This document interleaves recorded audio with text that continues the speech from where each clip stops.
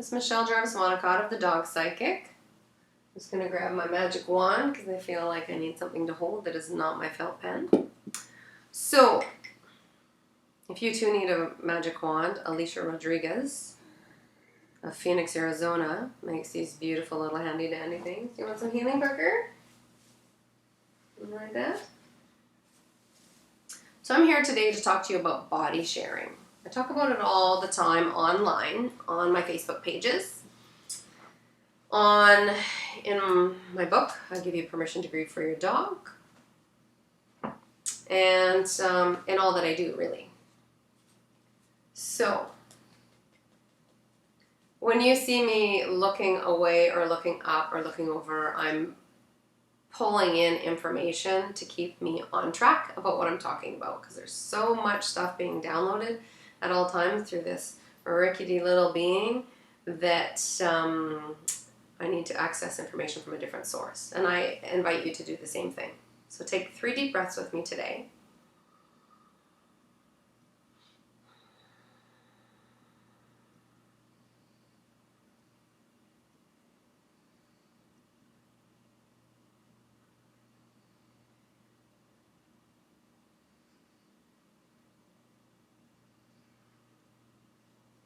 We're going to talk about body sharing and what that can look like and feel like.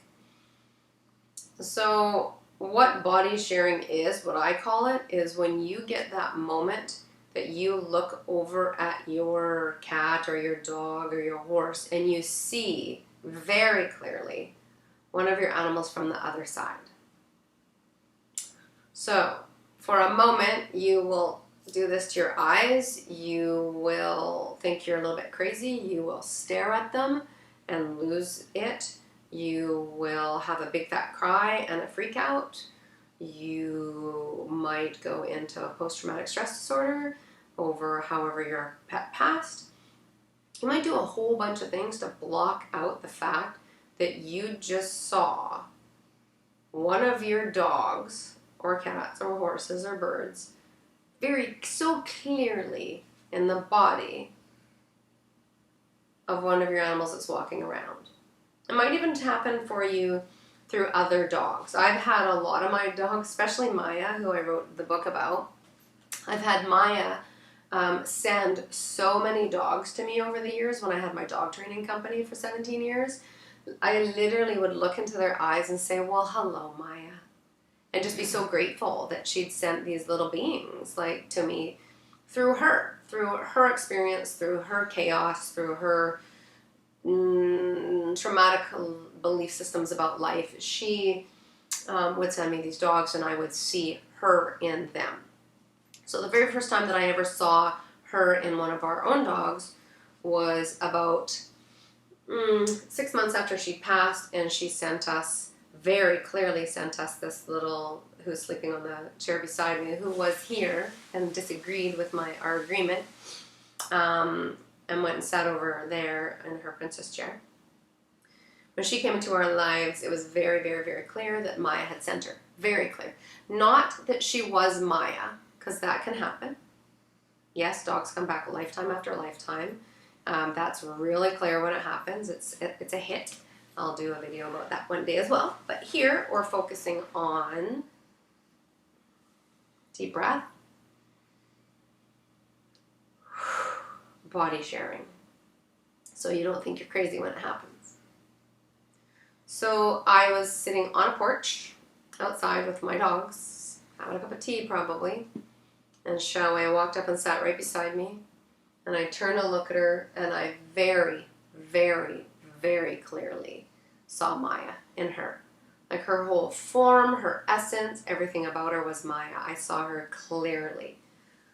So whenever I see some stuff like that brings me a curiosity or a what the hell moment, I ask, what's that? What is that? What do I need to know about that? That's how I run the high majority of my life, unless I want to be in a place of discordance and chaos. And if that's what I'm choosing that afternoon. So very quickly it became clear to me that Maya had popped into Xiaowei in some way, shape, or form, and I was curious about seeing that again. So if I look back in our relationship, I could pick maybe 2 other times that it seemed like that happened. Once, on the day we were driving home with Xiaowei from her coming home from Taiwan to Vancouver Island, big trip from living in a cage, her first 5 months of life, 4 months of life, coming into all of this trauma and drama as this post-traumatic stress dog. You couldn't touch, get near, nothing. I could, because I could connect with her, invite her to come into her body. It was really difficult for her to relate to the world. So we get her out of her little container from the airplane. We bring her home, or bring her to our hotel. I make my husband sleep with her because he chose her. So there was no sleeping for him. And then the next day we're driving back. We take the ferry, we come back over to Vancouver Island, we stop at a pet store, and we run into a friend of ours who's walking by with their highly reactive pit bull that I've been working with for quite some time, who gets along with my pack, and at this point, no other dogs. She'd just rather eat them than sniff a butt. So we immediately think, oh my gosh, we need to introduce them. We're in this high state, not a good time to choose to do this for anybody involved. Just a negative vibration energy all over the place, too much excitement and stress from the pup. And we, instead of following all of that guidance and intuition, jump out of our car, call the girl over. She follows us to a spot in front of a busy store, just a lot of negative, bad choices. And the 2 dogs, so super reactive pit bull, 5-month-old Weimaraner pup, just fresh off the travel, 18 hours of travel, 24 hours of travel. They take one look at each other and then just turn away and look away at nothing. They're just like, hey, and they just turn away and look away at nothing. And then, so they were, of course we had them at a distance, but they literally just went soft when they saw each other together and then just stared off into the distance. So all of us burst out laughing. We were like, okay, couldn't have ever gone better than that. We couldn't have wished for it, prayed for it, anything. So it was really clear that at that point there was a high potential that Maya was in Xiaowei, because Maya and this dog already had a relationship. Okay? So the second time we get her home, and Xiaowei walks in the house, walks through my other 4 dogs, walks right through them. And you don't walk right through these guys. You don't. She walks right through them in the front door.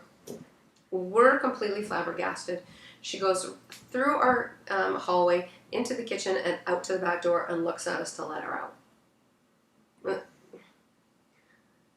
And you literally could see at the time Maya walking beside Xiaowei is what it felt like to me. I was like, she's right there. She's right there.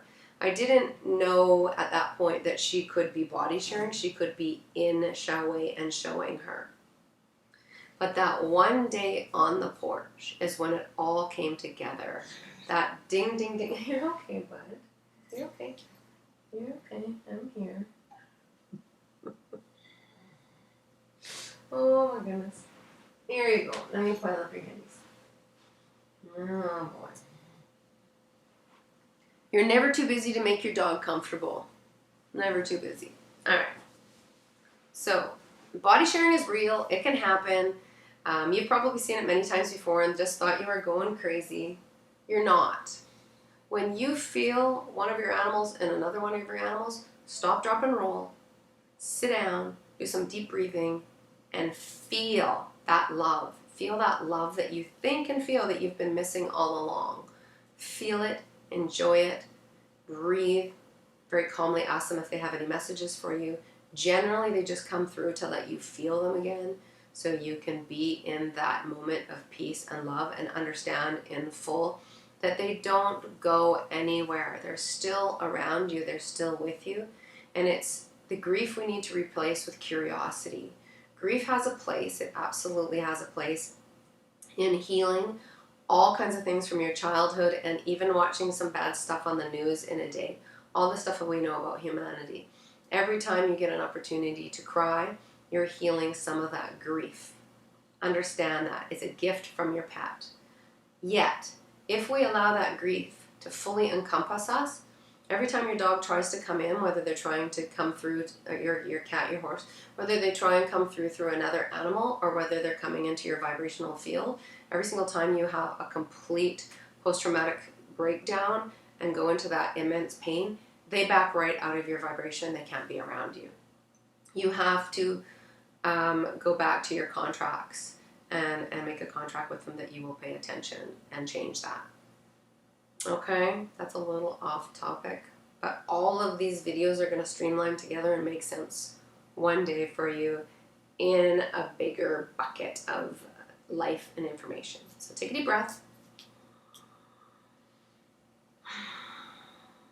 Body sharing. Pay attention for it. Pay attention to it. Don't negate it, and just enjoy it. Because it might have taken your animal a lot of work to be able to do it.